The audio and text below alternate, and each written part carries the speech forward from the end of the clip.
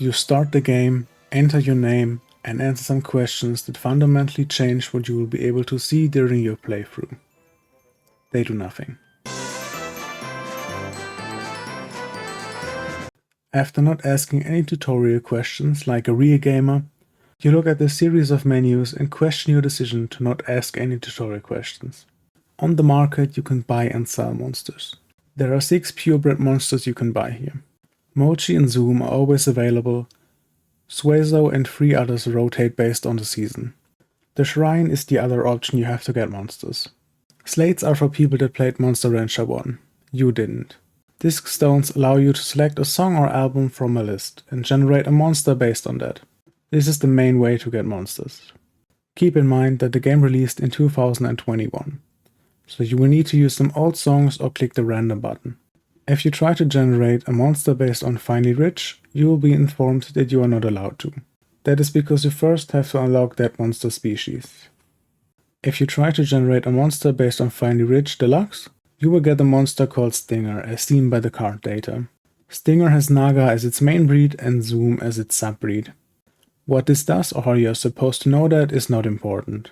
What is important is that you cannot buy a Naga in the market, but you can generate it from discs.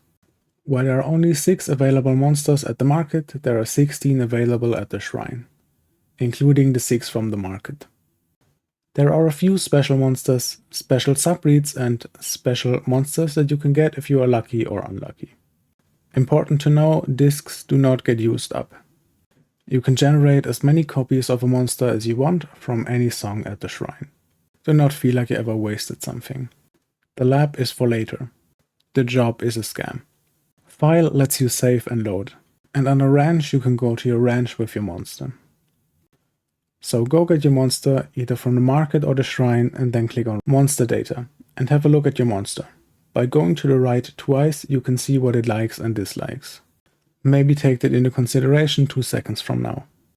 At the ranch you will be prompted to feed your monster. And just like that there are more menus. You already know what file does and can probably guess what town does. Under item you can buy and use items, more on that later. Ignore rest and battle for now and click on monster data. By going right 3 times you can see your monster's attacks. If they are yellow they are power attacks, if they are green they are intelligence attacks. Maybe take that into consideration 2 seconds from now. Under training, ignore errantry and click on drill. You will see 10 drills you can make your monster do. The top 6 are light drills, they raise 1 stat a bit and increase fatigue a little.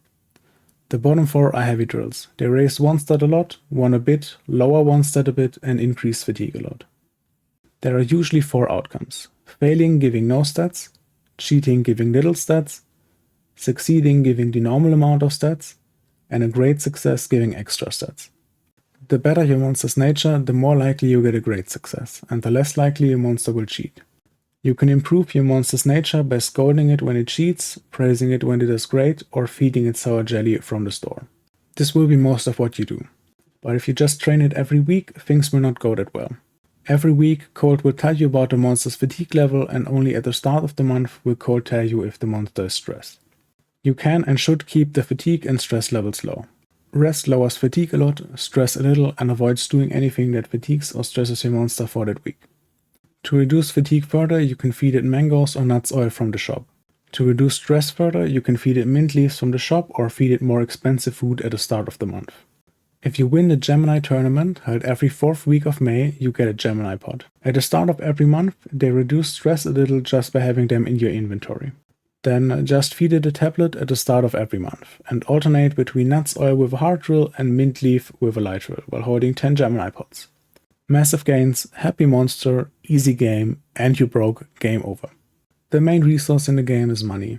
You have very little and need a lot for the best raising schedules. Managing money is what this game is really about, at least at the beginning. Don't be afraid to buy a mint leaf once a month to keep your monster from being stressed out, or buying fish as the meal instead of milk. But maybe don't go for tablets and an item every week from the very start. How do we even make money? The job? No. From tournaments. You can check the schedule under battle. Be aware that there are item rewards alongside the money rewards. Some are useful, like the Gemini pots, and some you can sell at the shop for a lot of money. You can only enter tournaments that are at most 2 ranks above your monster's current rank. To increase your monster's rank, you have to win the IMA Official Cup that is being held on the 4th week every 3rd month. Once in a tournament, there are more menus.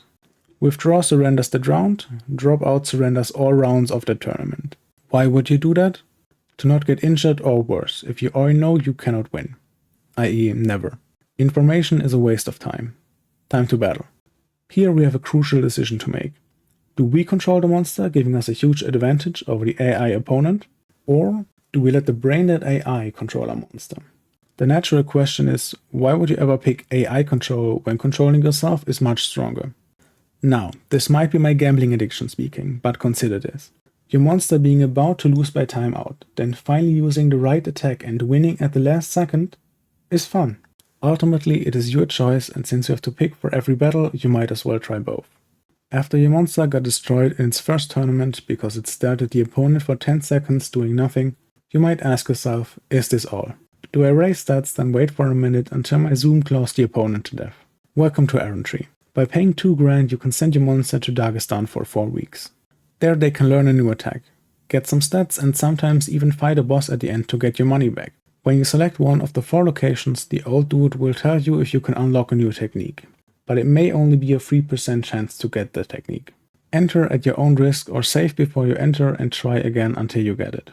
The likelihood of you learning a new attack and what attacks you can learn depends on your stats and sometimes on how often you use a certain attack in battle. Coming back later might be a good idea. As far as I know, there are no missable things in the X. As long as you don't run out of money, you can keep going and explore the game however you want. Though some events only notify you that they happen once but happen regularly, like the Elimination Tournament on the 4th week of July. That's basically it. Get a monster from the shrine or market, do drills to train your monster, occasionally rest and use items to keep it healthy. When you think you're ready to, either do an errantry to get a new attack or fight in a tournament for some money. Repeat forever. Right, that aspect of the game. As you may have noticed, your monster grows larger and the amount of stat it gains per drill increases. At some point, Colt will tell you from now on something something. This means your monster is in the prime of its life and has the best stat gains it will ever have. But eventually it will get old. Ultimately, it is your decision how much you want to push your old guy. I'm sure even if Colt suggests that it should retire, it can have a few more tournament wins in its legacy. But should you not want to risk anything happen to your old monster, you can go to the lab and freeze it. This will preserve it forever. You can also take it back out of the freezer with Revive. Analyze is useless. Combine is almost useless. You can combine 2 frozen monsters to create a child. There is a lot of randomness, and if you don't know what you do, which you don't, the combined monster is usually not much better than a fresh one. But if you want to give your old monster a child to continue its legacy, feel free to do so. Just be aware that both parents will disappear. There are also special items that can be used when combining monsters. The lab guy will tell you what items can be used, but not if they just modify the child in a minor way or do something special. Consider getting 2 monsters from the market and using them to test out new items. You can always get more or save and reset after finding out. And that's really it.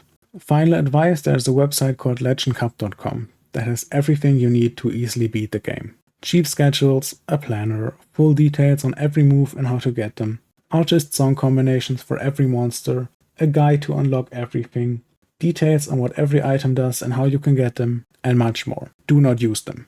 You can always become a sweaty tryhard that sees the game as just a bunch of numbers later. But once you learn all the secrets, you can never go back to being a casual. Enjoy the 300 hours of struggling to not lose the game and try to figure out a strategy that works on your own. I very intentionally only told you what the buttons do and not when you should click them. I also didn't tell you about everything you will encounter. And there might have even been a red herring in the video.